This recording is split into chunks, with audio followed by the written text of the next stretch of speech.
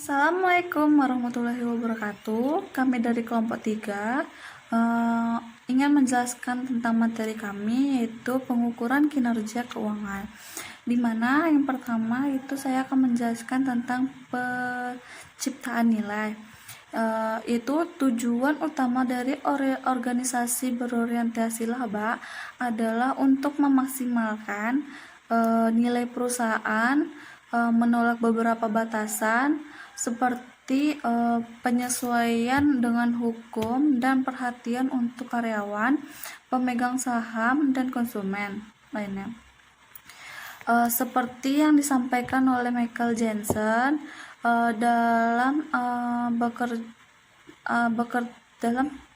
bekerja di bidang ekonomi dan keuangan, mengindikasikan bahwa kesejahteraan sosial akan dimaksimalkan ketika semua perusahaan dalam perekonomian berusaha untuk memaksimalkan nilai total perusahaan yang dimiliki.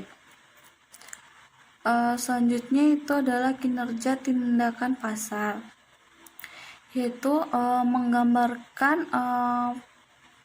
pada perusahaan menggambarkan pada perubahan nilai pasar atau perusahaan ataupun return pemegang saham yang dapat diukur secara langsung dalam periode tertentu sebagai jumlah dari pembayaran dividen untuk pemegang saham. Di sini ada keuntungan dan keterbatasannya. Yang pertama itu keuntungan, itu memberikan indikasi langsung terhadap perubahan nilai perusahaan. Yang kedua itu memiliki karakteristik yang dapat mengerti efisiensi, tepat, akurat, dan objektif. Yang selanjutnya itu keterbatasan. Itu yang pertama, pengukuran pasar terkendala masalah pengendalian. Yang kedua itu nilai pasar tidak selalu menggambarkan kinerja yang sesungguhnya. Yang ketiga yaitu pengukuran kinerja pasar yang sebenarnya berorientasi gagal. Selanjutnya akan dijelaskan oleh teman saya. Saya di sini akan melanjutkan presentasi dari rekan saya, yaitu tentang pengukuran akuntansi kinerja. Di sini sebagian besar organisasi didasarkan pada evaluasi manajemen dan imbalan yang berat pada standar berbasis akuntansi. Pengukuran ringkasan keuangan ini berdasarkan akuntansi ringkasan atau ringkasan pengukuran kinerja dari dua bentuk dasar. Terus yang berikutnya pengukuran residual, yaitu pengukuran akuntansi laba seperti pendapatan bersih, laba operasi, dan pendapatan sebelum bunga, pajak, dan amortisasi. Pengukuran rasio, pengukuran return akuntansi sebagai ROE, ROE, RONA, dan RAROC. Selanjutnya itu seperti keuntungan laba akuntansi dan return dapat diukur tepat waktu dalam periode jangka pendek dan relatif. Dibandingkan dengan kuantitatif yang lain yang dapat diukur secara tepat dan objektif, pengukuran akuntansi biasanya dapat dikendalikan secara penuh oleh manajemen yang bekerja sedang dievaluasi. Pengukuran akuntansi adalah hal yang dapat dimengerti. Keterbatasan sistem akuntansi adalah sebuah sistem yang berorientasi pada transaksi. Laba akuntansi ini sangat tergantung pada pilihan metode pengukuran. Laba akuntansi diturunkan dari aturan pengukuran yang sering kali bias konversasi. Perhitungan laba mengakibatkan beberapa nilai ekonomis dan nilai perubahan yang tidak dapat diukur secara akurat dan objektif. Laba merefleksasikan biaya modal yang dipinjam melalui pengukuran bunga tetapi mengabaikan biaya modal dari ekuitas.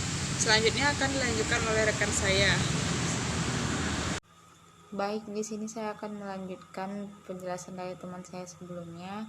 Di sini saya akan menjelaskan tentang pengukuran investasi dan operasi, di mana pengukuran kinerja itu dapat menyebabkan manajer untuk bertindak secara miopia, baik dalam membuat keputusan investasi maupun operasi. Jadi miopia ini terbagi menjadi dua. Yang pertama miopia investasi dan miopia operasi. Kalau miopia investasi itu bersumber langsung dari dua masalah pengukuran, yaitu biasanya konservatif dan ketidakpedulian terhadap aset tidak berwujud. Lalu ini ada miopia operasi, di mana itu tuh disebut dengan shipping breaks and other tricks. Jadi selanjutnya kita akan membahas tentang ukuran kinerja return on investment atau yang biasa kita sebut dengan ROI.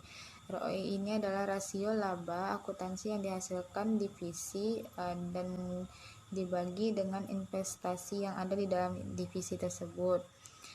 Jadi di sini kita akan membahas tentang masalah yang disebabkan oleh pengukuran ROI. Yang pertama itu ada suboptimasi. Suboptimasi itu mendorong manajer untuk membuat divisi mereka itu terlihat baik meskipun investasinya tidak sesuai dengan kepentingan terbaik perusahaan.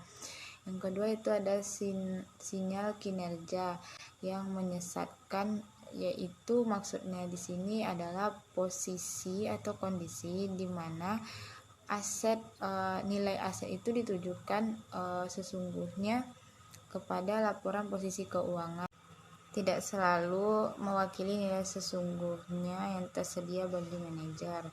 Baik, selanjutnya kita akan membahas tentang pengukuran laba residual sebagai solusi yang tepat untuk masalah ROI. Jadi, penggunaan dari pengukuran laba residual itu dapat membantu mengatasi keterbatasan suboptimisasi dan ROI.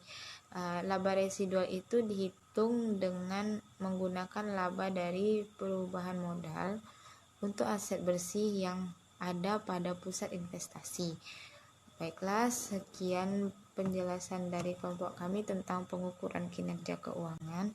Apabila dari teman-teman ada yang kurang paham bisa ditanyakan, dan apabila kami ada kesalahan mohon maaf. Assalamualaikum warahmatullahi wabarakatuh.